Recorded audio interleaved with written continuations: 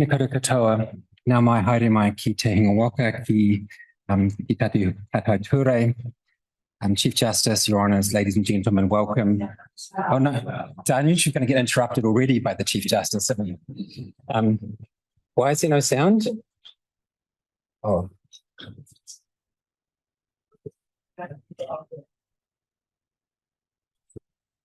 There's sound there, right? Okay. I'll start again. Chief Justice, Your Honours, ladies and gentlemen, welcome to this year's annual edition of the Woodhouse Lecture.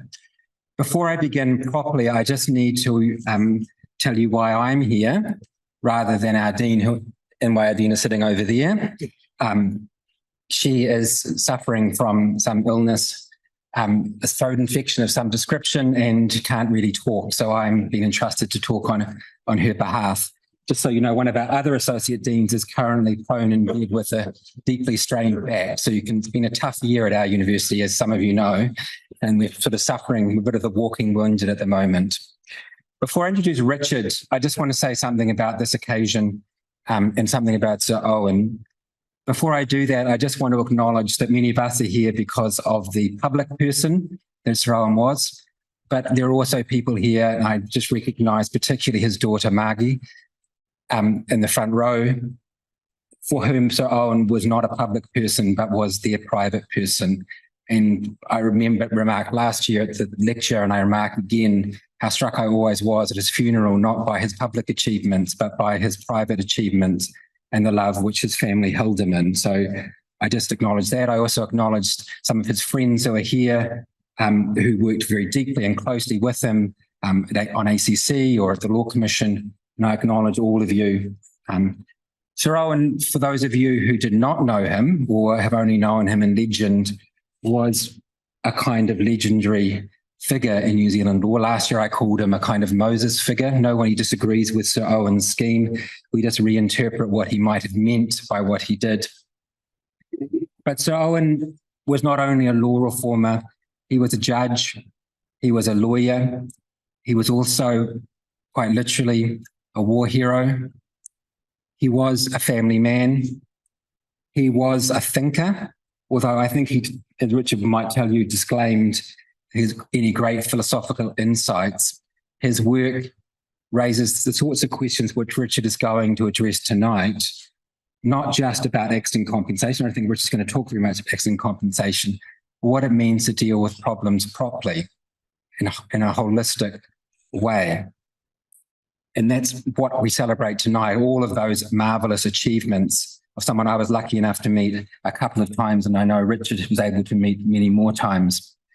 Just in relation to our honoured guest tonight, in the language of, august language of his country, it's my high privilege and great honour to introduce to you my friend, Richard Gaskins. Richard has been a visitor at this university for many, many years.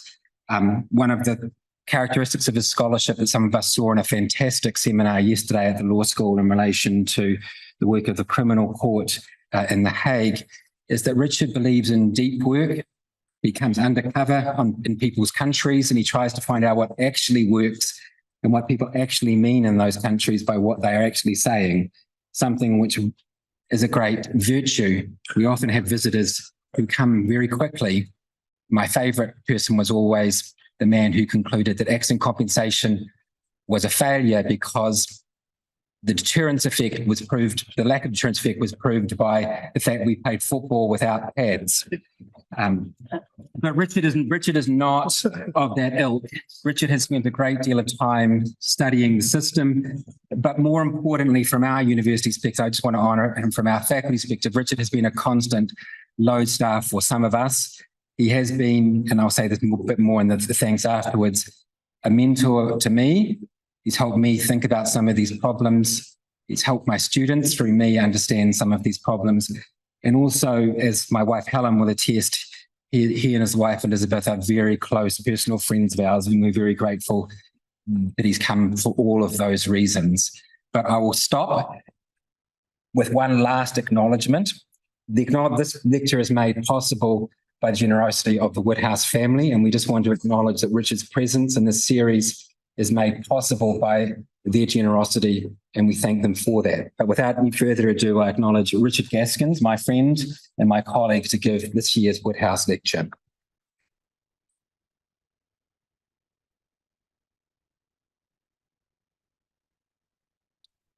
Well, thank you very much for those comments, Jeff. We do go back quite some ways. I was at least 25 years ago that I first came to know Jeff, and quite quickly discovered that he was one of the great citizens of the law faculty, in addition to being a good scholar and then a close friend. He was especially friendly to foreigners who came through. And if they came through a second time, even friendlier on those occasions. So I'm very grateful to for those comments from Jeff. My thanks also to the law schools of Vic and Auckland for the invitation to come and present these lectures. Next week we'll be in Auckland. And my thanks to the Woodhouse family for their effort in setting up a kind of long-term project as a way of honoring Sir Owen's memory. I think over the period of time, there will be a whole range of voices and a number of ideas that come forward. And what a marvelous way to celebrate Sir Owen. I want to acknowledge also the previous speakers in this series, Ken Keith and Jeffrey Palmer. Both I'm very honored to know as friends, and from whom I've learned a great deal over the years, as I think we all have. And I especially want to acknowledge my longstanding colleague, Miriam Vosberg.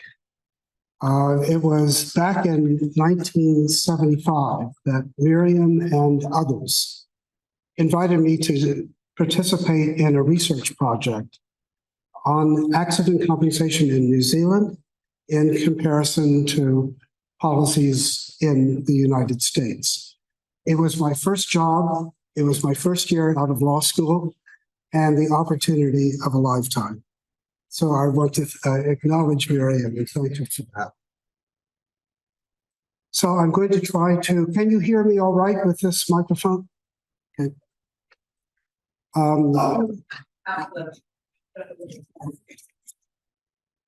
What was that?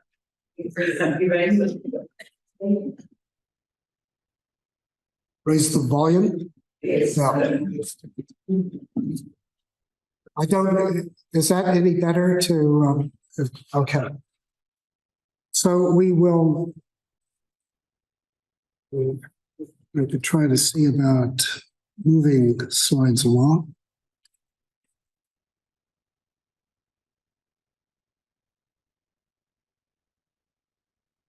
There we go, that's right.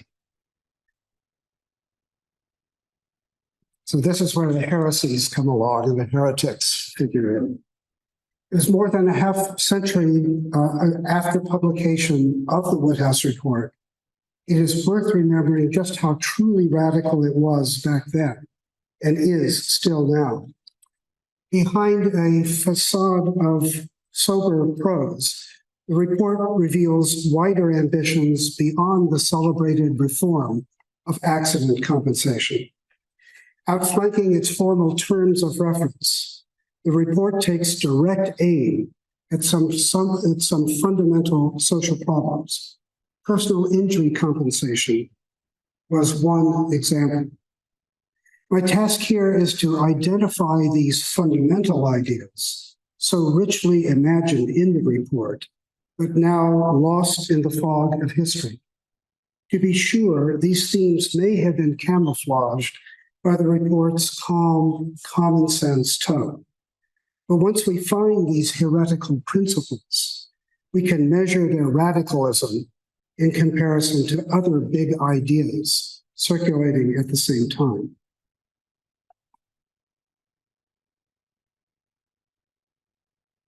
get the hang of this in a moment. My comments today are directed to the future rather than just the past. As Woodhouse goes on to say, the ultimate validity of any social measure will depend not upon its antecedents, but upon its current and future utility. The question now is whether these old Woodhouse heresies can inspire new orthodoxies for the next generation. Given the rapid pace of change in our everyday lives, Woodhouse says what counts most is not tradition, but the future usefulness of new ideas. This was the test Woodhouse set for himself in dealing with the concrete problem of personal injuries as the first step in a new direction for public policy. So now, here are the heretics of 1967. And I don't think it takes too much imagination to find who the chief heretic was in this group. The suspicious-looking gentleman in the middle with his hands clasped. We don't know what he has up his sleeve, but there is the troublemaker in chief, just so we know what we're dealing with here. So the Woodhouse heresies lurking in this 1967 report have been obscured by a half-century of shape-shifting ACC legislation and implementation. Along the way, some alternative orthodoxies took hold as the Woodhouse formula got diluted by political compromise. And as later ideological debates twisted and oversimplified the original formula. So let us first acknowledge some false orthodoxies retrospectively assigned to the Woodhouse Report and sustained in many forms for more than 5 decades. Despite the drumbeat of repetition, these are so many myths that distort the original report and persist largely by custom. So here are some examples and some comments, brief comments. The myth of a legal crisis. This is the myth that the Woodhouse Report was responding to an acute breakdown in the common law system, the domain where a respected judge might be understood to operate. In fact, the report is quite emphatic that the problems at hand go well beyond the scope of what traditional tort law might accomplish, even operating at its ideal best. Rather, the underlying issues are social in nature, demanding a broader response using different tools. Compensation. This is the myth that takes the Woodhouse Report at face value as a commentary on compensating injury victims. To be sure, compensation became the direct focus for the statutory scheme that followed, and certainly the original terms of reference for the Royal Commission centered on victim compensation. Woodhouse reveals his own discovery on the very first page of the report that injury prevention is the greater task for community response, leaving compensation and rehabilitation as corollary concerns. Social welfare. This is the myth that the Woodhouse Report measured common law outcomes by public welfare standards, thereby shifting injury compensation into the realm of social welfare entitlements. While some commentators outside of New Zealand had taken this welfarist approach to tort reform, the Woodhouse Report turns this whole relationship around. Instead, Woodhouse applies the standards of common law damages to show the inadequate support levels within the prevailing social welfare system. By contrast, benefit levels under a compensation scheme are understood as replacing real losses rather than expressing sentiments of charity or compassion. The Woodhouse emphasis on the unpaid toll of massive social losses announced in the report's opening paragraph raises questions about the whole structure of public welfare benefits, questions sidestepped in the following decades by two later New Zealand royal commissions. Social contract. This is the myth that Woodhouse's statutory replacement for tort law was a metaphorical contract, promising financial security in exchange for the loss of common law rights.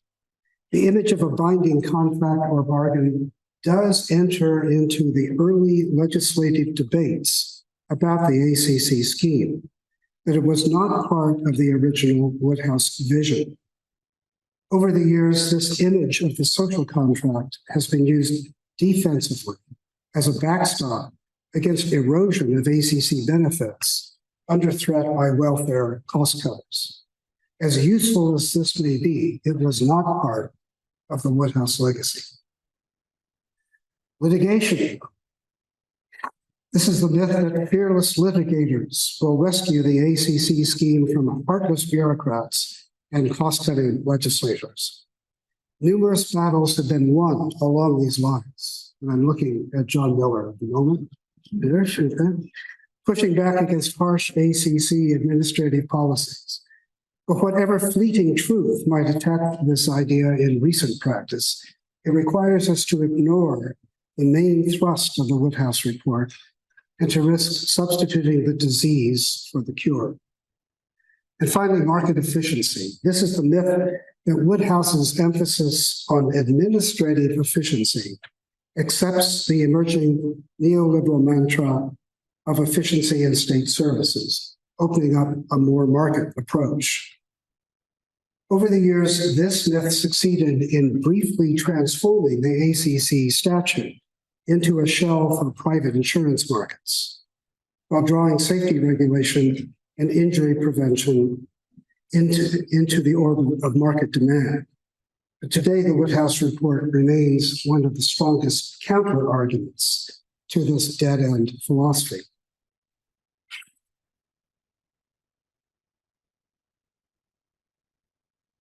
So for the past 50 years, the Woodhouse Report has been used selectively for strategic purposes in public debates.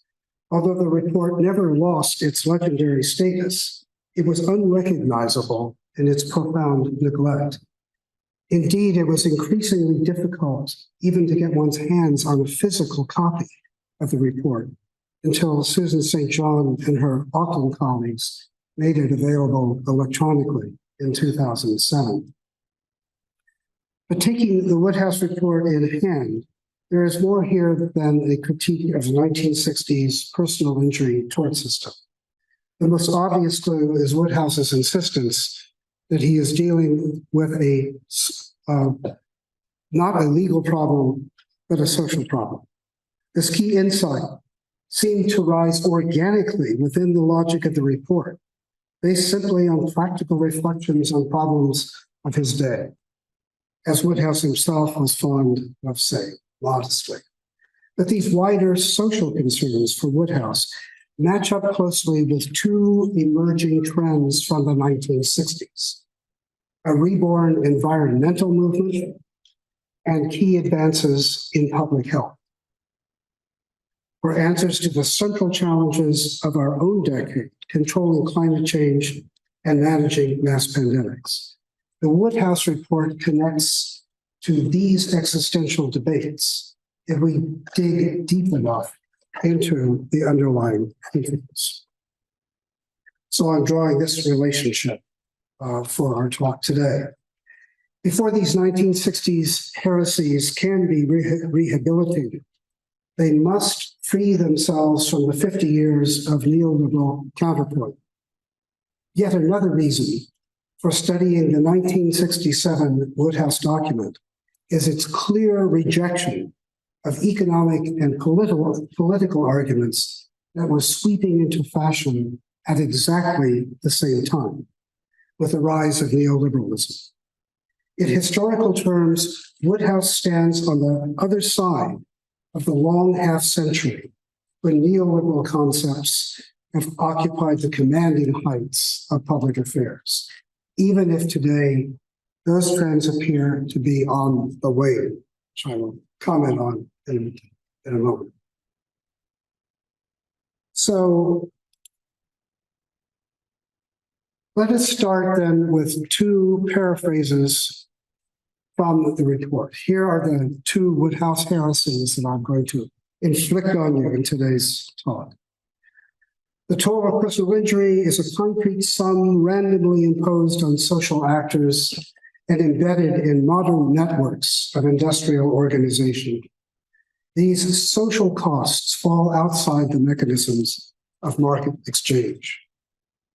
Here is the core statement of what I call the social cost heresy, which is the basis today for the boldest environmental strategies to combat climate change. Woodhouse was not alone in the 1960s in articulating this view prior to countervailing waves of neoliberalism. And then second, our dense networks of social relations place responsibility for mitigating harmful outcomes onto the community as a whole, requiring a fully expansive political process. Here is the core statement of what I call the public health heresy, which is the basis today for collective action to control global pandemics, among other common threats to human well-being. Here too, in the 1960s, Woodhouse had good company at a time when it was still possible to speak about a common good and about the responsibility of communities. But here too, the coming wave of neoliberalism would shift this positive principle into the realm of heresies. Common to both these heresies is a commitment to ecological complexity, social interdependence, and compensatory justice, leading to a social agenda centered on environmental protection and the collective concern for individual well-being.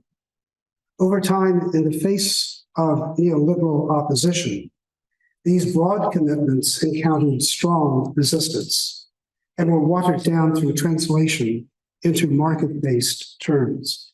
By restating these earlier principles as heresies, I emphasized their radical implications prior to their eclipse by the economic style that hardened into neoliberalism.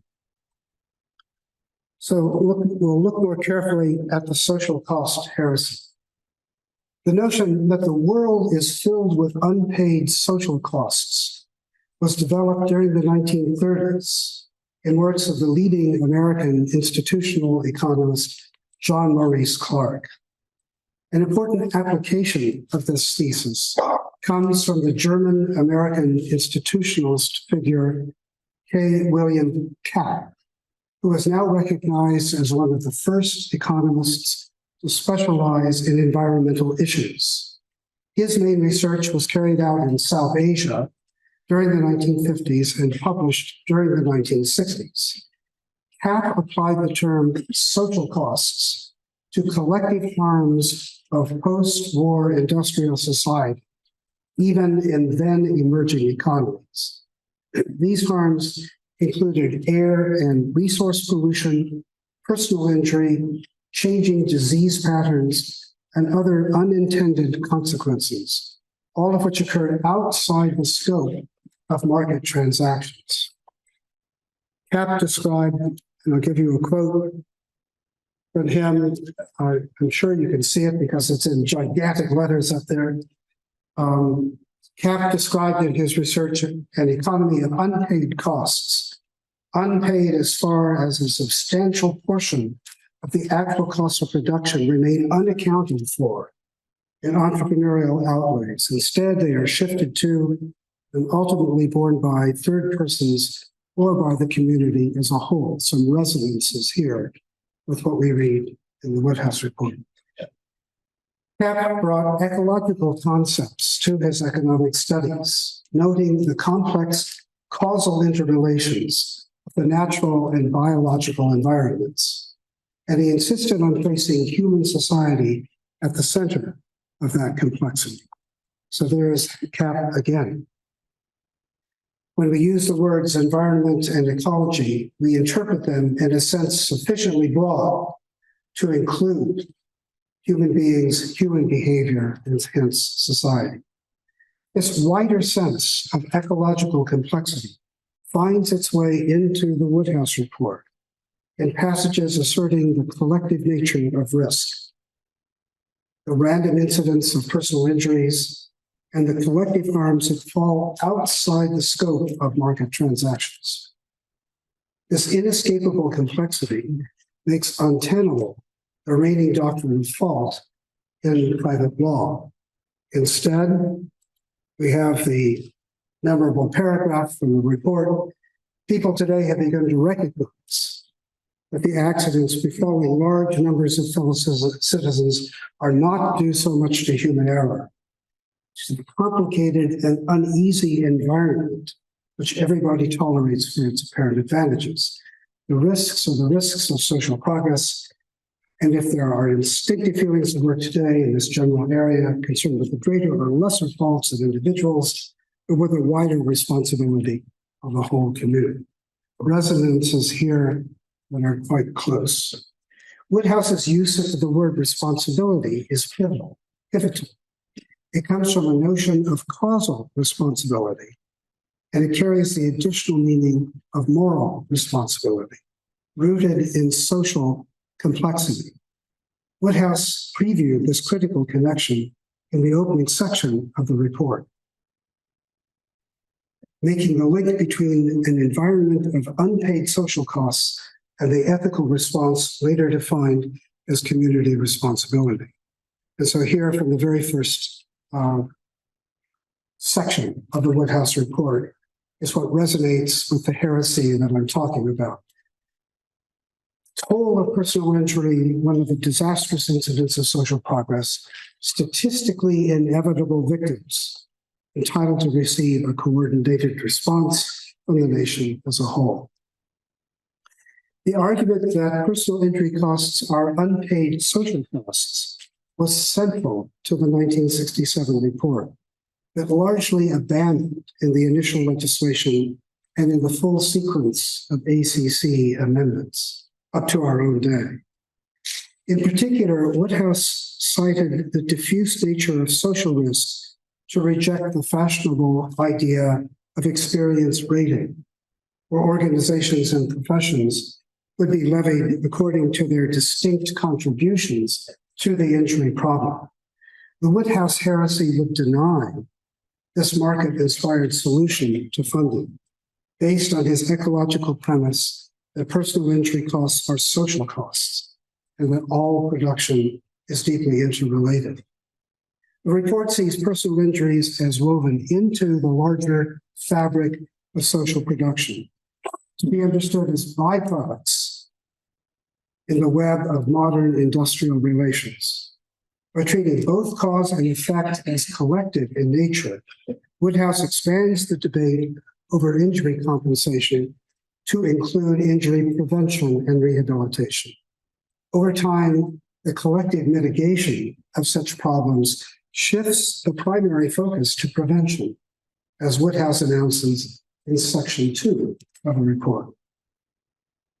To be sure, the original terms of reference for the Royal Commission spoke only of compensation, and accordingly, the immediate remedy by the report was to replace the private law system of compensation, while shifting the ethic of compensatory justice onto the social level, and then expanding the justice timeframe to future prevention. Left unsaid in the report were the logical implications of this expanded notion of compensatory justice, for likewise preventing damage to the biosphere. It was in the early 1960s that Rachel Carson's Silent Spring inspired a second wave environmental movement, refreshing older ecological concepts.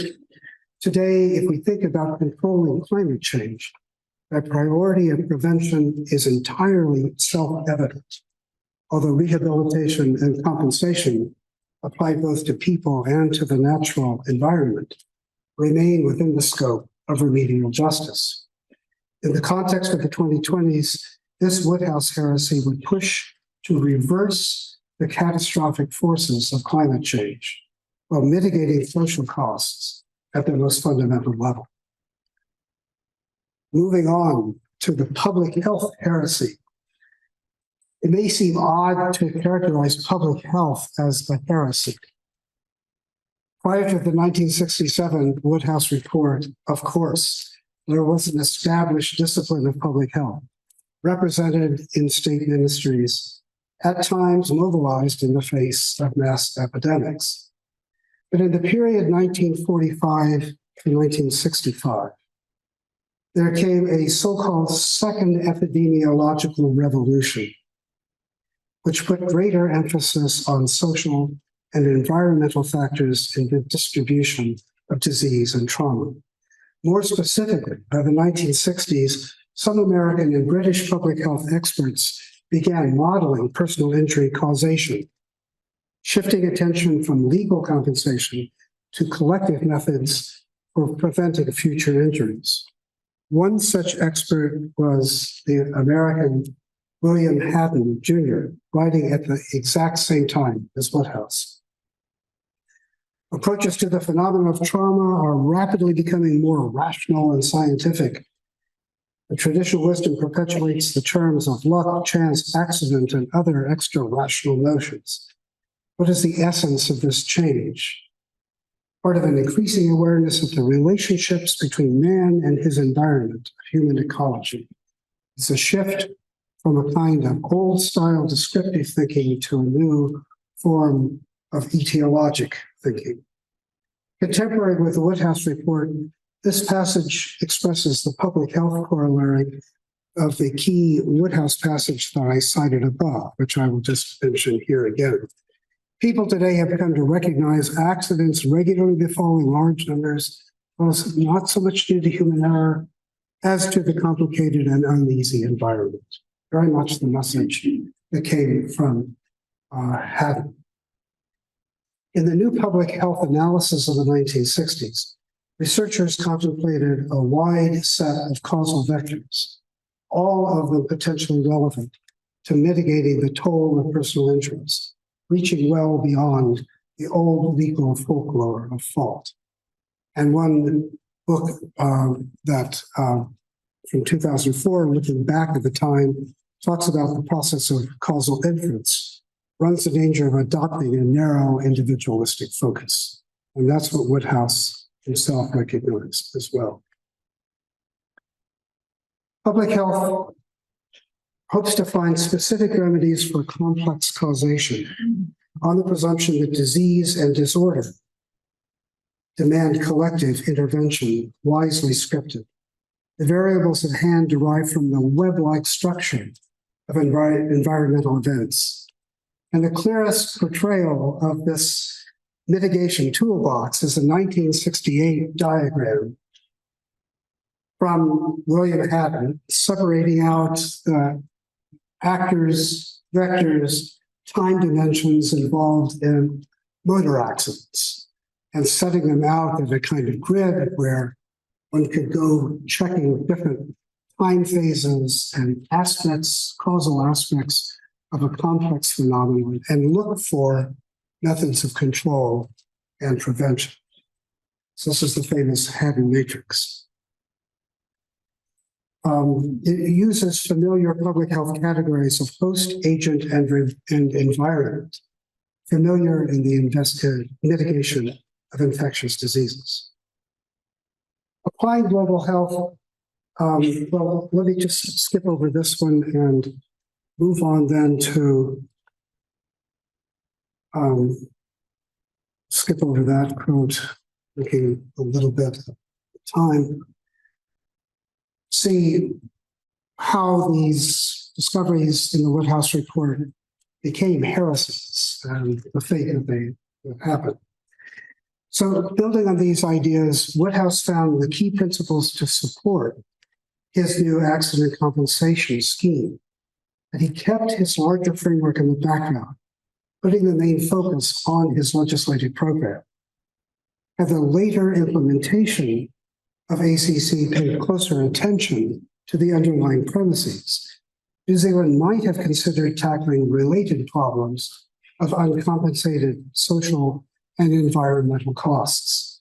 There was certainly more to be done in the 1970s to advance public health, environmental protection, and human capabilities.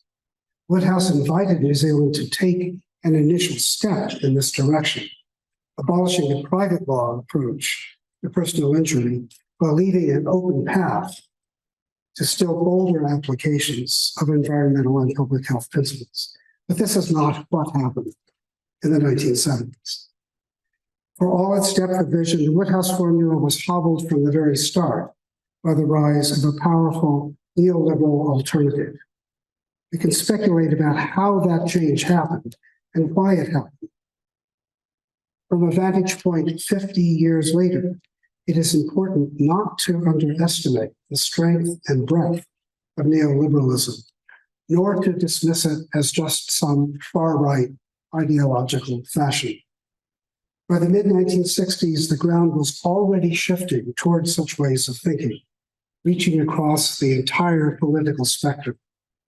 This new set of economic and political concepts firmly rejected those principles embraced by Woodhouse. Even many supporters of ACC lost sight of the report's increasingly heretical views, settling rather into a defensive crouch to preserve the public nature of the compensation scheme. But 50 years of neglect is long enough. Today, faced with the existential challenges on the scale of global climate change and mass pandemics, we need to find new paths and new orthodoxies. If the Woodhouse heresies can point us in new directions, much depends on whether our public culture will finally escape the stranglehold of the neoliberal order.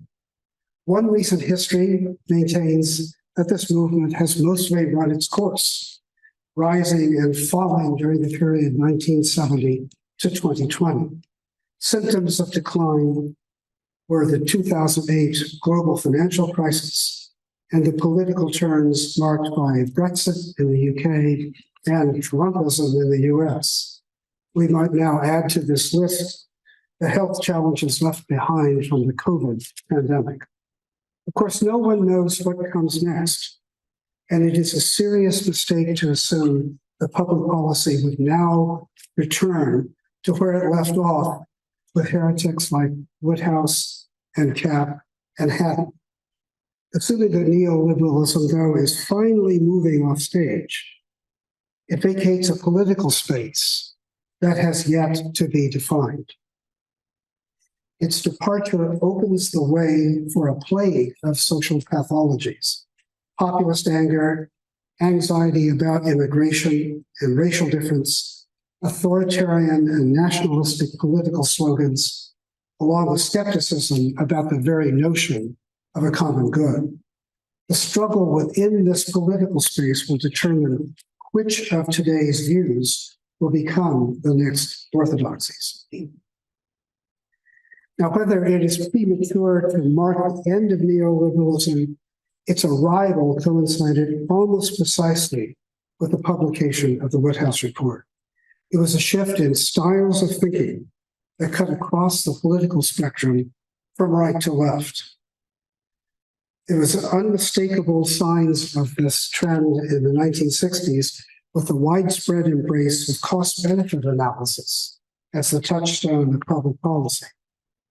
Such developments in practical thinking counted, in my mind, far more than the intellectual subtleties of Austrian economics or the doctrines or the more radical doctrines of Chicago economics. I think the popularity of these academic ideas was more an effect than a cause of the neoliberal turn in the US and elsewhere. So let's dig a little deeper into the neoliberal orthodoxies. Let's not suppose that neoliberalism arrived by chance as some kind of ideological fashion. It is worth remembering that the highly unsettled state of economy and politics in the late 1960s, just as Woodhouse was framing his heretical principles, that the state was unsettled. In developed countries in Europe, the US, also Australia and New Zealand, major structural changes were taking place during this short pivot to the 1970s. In retrospect, the two post-war decades, 1945 to 1965, can be seen as the golden period, with a steady rise in general prosperity, living standards, full employment, economic growth, and income equality. By contrast, the 1970s and beyond brought us energy crises and stagflation, beginning a long-term decline in the rate of GDP growth, a steady rise in income inequality, and increasing periods of unemployment. For the New Zealand experience, I rely on Brian Easton. Precisely 1 year before the Woodhouse Report was released, the price of wool collapsed in world markets. It was the beginning of a long-term shift in the international terms of trade. As Brian says, December 1966 can be seen as the end of New Zealand's post-war boom, as the economy entered another long period of relative stagnation. Or as Brian likes to say, it marked the end of the golden weather, W-E-T-H-E. These structural shifts of the economy put unprecedented strains on the political system, which was insufficiently inclusive and utterly unprepared to justify new and urgent distributive choices. As one economic sociologist put it, newly affluent societies were suddenly unable to face the political challenges imposed by the end of affluence. Social responsibilities that seemed entirely obvious to Woodhouse slipped into the netherworld of heresies. Social cost economics, environmental protection, and public health all addressed a trove of pressing social problems. Doing something about any of these problems required political capacities that were quickly dropping away. And just to recapitulate, I list here some of the sources that I was drawing on for some of those last comments. So much of it is not surprising that for the New Zealand accident compensation was dismissed almost immediately from abroad as a wrong turn and as heading up a blind alley. I confronted many of these comments when I was a young researcher in the 1970s. Much of the New Zealand debate, going back to the 1972 Act, persisting throughout the coming decades, centered on the topic of cost. Could New Zealand afford to implement the Woodhouse proposal? Woodhouse himself anticipated this resistance and offered practical measures for launching his new scheme. That's why he also wanted an accountant on the 3-member commission. But his deeper answer to the cost question was more radical, indeed heretical. According to the first paragraph of the report, the toll of personal injury in New Zealand was a massive sum of social costs which had already been incurred by the victims, their families, and their communities. For Woodhouse, his strongest arguments were based on economic costs, taken as a social reality. These very real costs appeared nowhere on the books of the state or private enterprise, and were as yet uncompensated by the network of responsible social forces. That responsibility was both causal and remedial. A society that benefits from modern industrial prosperity must take action to prevent, rehabilitate, and compensate. Following the Woodhouse Report, a group of public health researchers at Otago undertook to measure what Woodhouse called the toll of personal injury, or the unpaid costs already imposed on the random and necessary victims.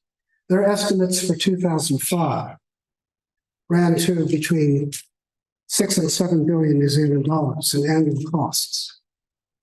But I think Woodhouse knew this kind of information would not be sufficient to galvanize a more radical community response, at least not in the late 1960s. Rather, his approach was incremental, taking advantage of existing financial streams, giving the community time to accept more robust ways of fulfilling the demands of community responsibility. To the extent he expected logic to drive this evolution, it was the radical logic tied to his heretical principles, so clearly stated in his report. So during this time, the whole concept of risk was transformed into a kind of amalgam of strictly individual economic calculations, replacing the social responsibility formula advanced by Woodhouse. It is now up to single economic actors with their subjective choices to decide how much risk they prefer to absorb with cost premiums or insurance, and how much risk they chose to live with. Of course, knowing about future risk requires a lot of information, but that too is a commodity that can be bargained for in unfettered markets. So this was not to deny that nature itself is rife with chance events, at least within the scope of human knowledge, but strictly personal management of risk defines the innate welfare maximizing essence of human nature, according to the orthodoxies that swept in. This new orthodoxy would override the old institutionalist concept of social cost, ignoring objective collective sums by reducing safety to subjective individual choice. What Cap and Woodhouse were talking about came to be abandoned as heresies. So we're going to sum up a bit here. Over the past 50 years, the thinner norms of market transactions replaced the thicker norms of social cohesion and collective responsibility. Neoliberal views on risk and social costs were able to suppress the ecological, community-centered focus principles circulating during the Woodhouse era. In some ways, Woodhouse in 1967 was the last gasp of an older tradition, ready to be eclipsed by a surge of new market-centered thinking, including in the fields of tort law. But from our current vantage point, we can also see Woodhouse as a pioneer of the next wave, a wave yet to come. Woodhouse captured the sphere of social realism beyond the market, highlighting the essential human relationships that remain invisible in market transactions. The Woodhouse heresies are, in fact, perennial ideas that once shaped a new wave of environmental awareness, along with advances in public health. And now the politics of our current moment, let me say here in this country and in my country, are clearly unsettled. If we continue to give markets the last word, our political voices will be overpowered by the consumer culture, and we will miss other community voices, voices stilled by income inequality, among other random incapacities. Such wider deliberations are sorely missing from today's political systems as they fail to address collective harms, preparing a darker future for our planet and for all of us trying to live on it. We seem to be caught in tunnel vision in a transitional moment when real but unrecognized social costs set up alternating cycles of political retribution. If the Woodhouse principles have any prospect for becoming orthodoxies, the next generation must find practical ways to implement this stronger concept of a common good. It is an enormous challenge that will not be met easily and probably not quickly enough. Current political systems are still driven by suspicion and backlash, while still lacking in full participation and active deliberation. Our fractured political life may well block wise stewardship over our imperiled environment, also curtailing public health measures when the next pandemics strike. If these inherently collective problems cannot be solved in a political vacuum, despite advances in technology and elite expertise, we will continue to look for that broader sense of community emphasized by Woodhouse. And I'll just mention here, rather than going into more detail, this is an old political problem, and there's much to be found in the literature that can provide guidance today.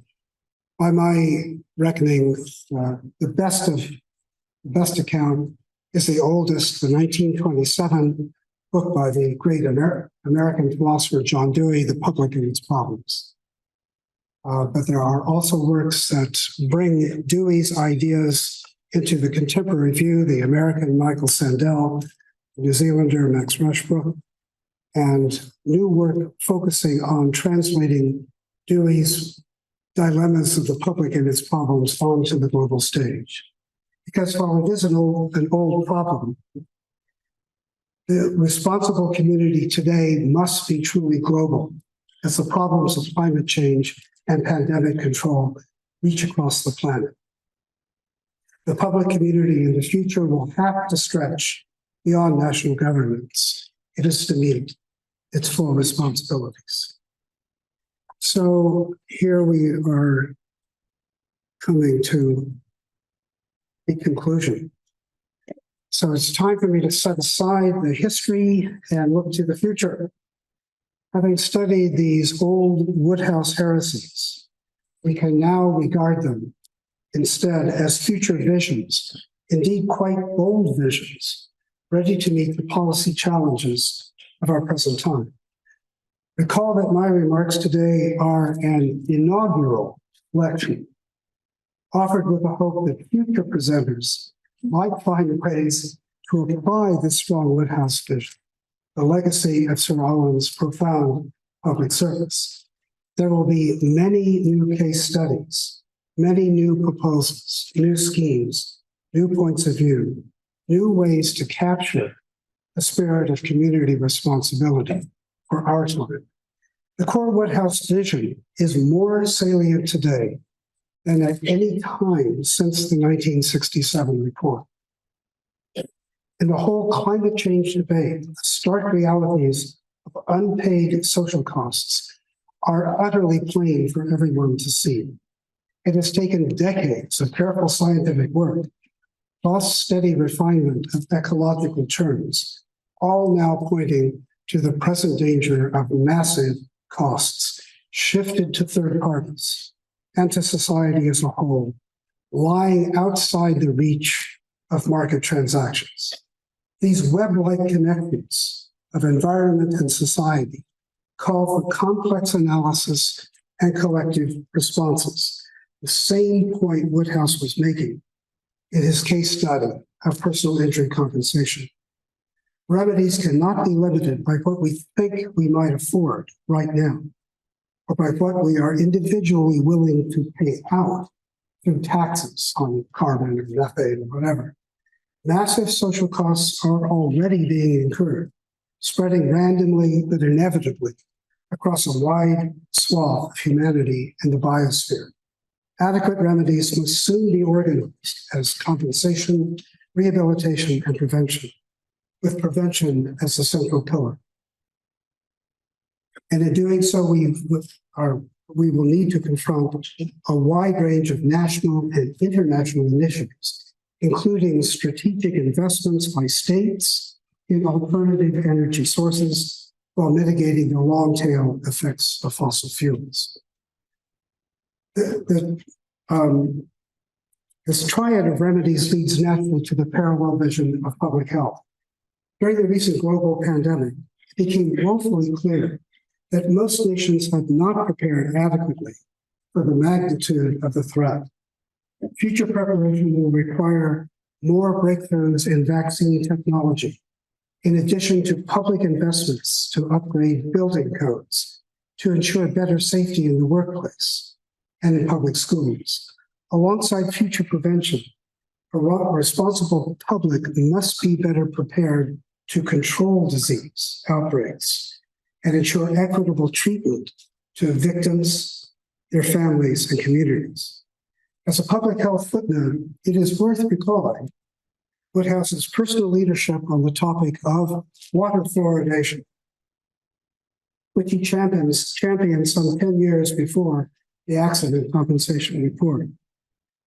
The literature of public health, certainly in New Zealand, offers an impressive range of proposals for future planning, covering the same ecological matrix as environmental policy. One highly detailed agenda was assembled back in 1994 through work of the short-lived Public Health Commission. It could be a fine starting point for new remedies. So if Sir Owen serves as our guide, we cannot sit back and wait for the big principles to mature into orthodoxies. From Woodhouse, we can learn something more strategic, a turn to practical problem solving, moving incrementally into the future. Before those new orthodoxies can be embraced, they must be foreshadowed in particular ways. Notice that Woodhouse was not demanding comprehensive social change in his famous report, despite the big heretical principles. His contribution was to create a practical solution to the particular social problem of uncompensated personal injuries.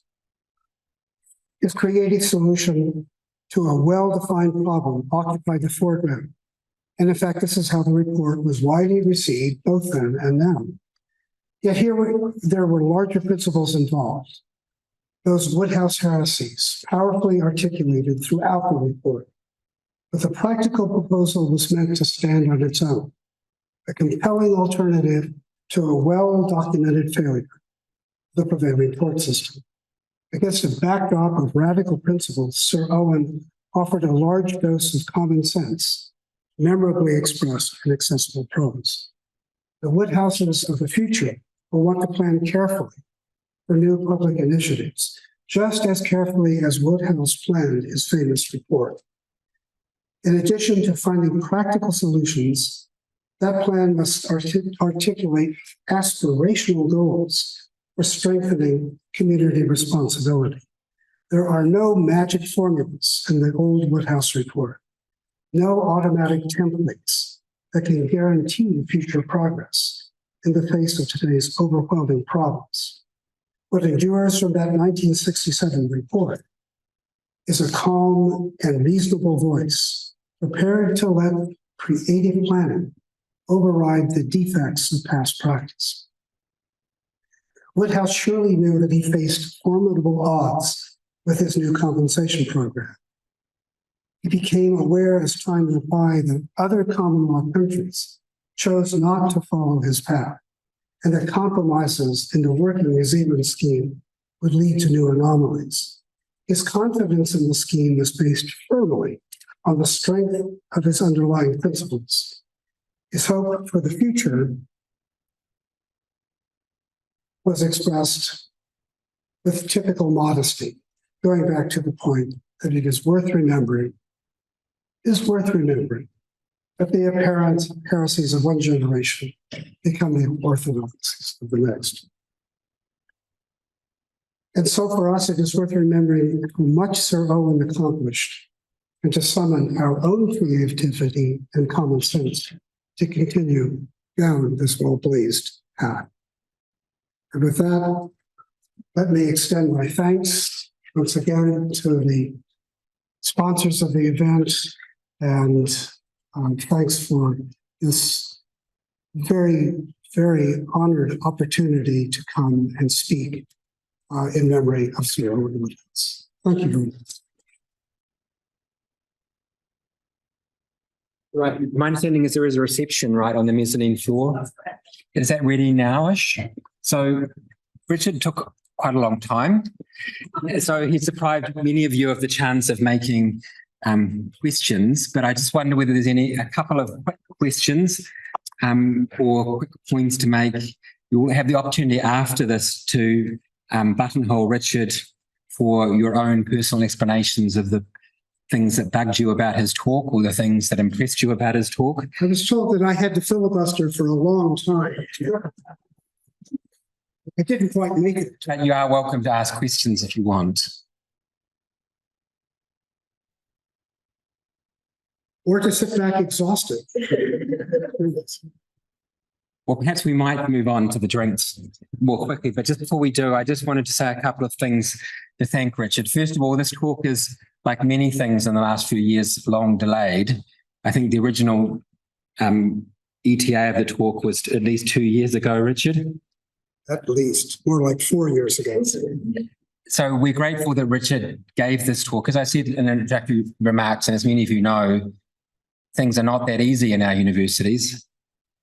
But talks like tonight are important for us for a number of reasons, one of which is just the excellence of what we've just heard. But secondly, because for me, Richard's remarks are around two animating questions of why our law school and our universities are really important. The first is, what did those people really mean? What did they really do?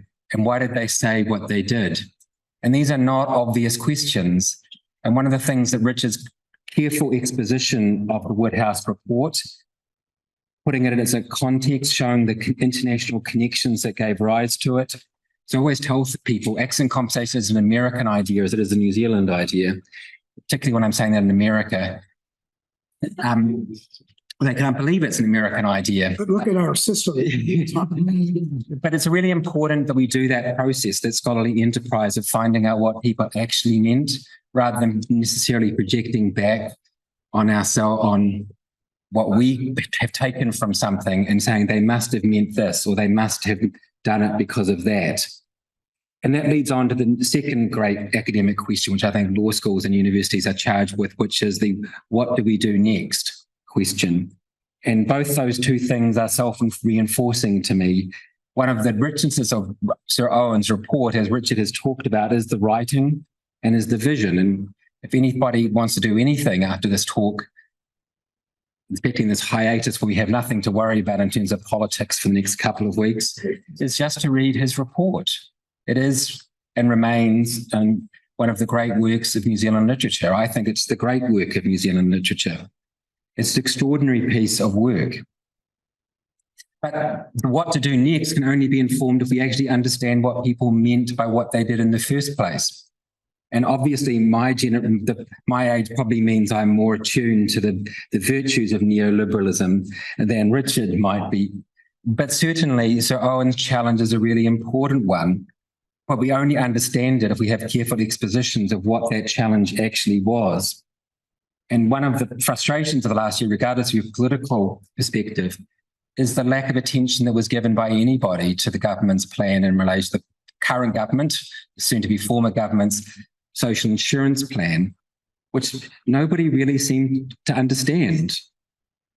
Yet we understand what accident compensation is. Why did we not understand what social insurance was? Why was it unable to be picked up? Why was it easily labelled? It's not a political speech. The job tax.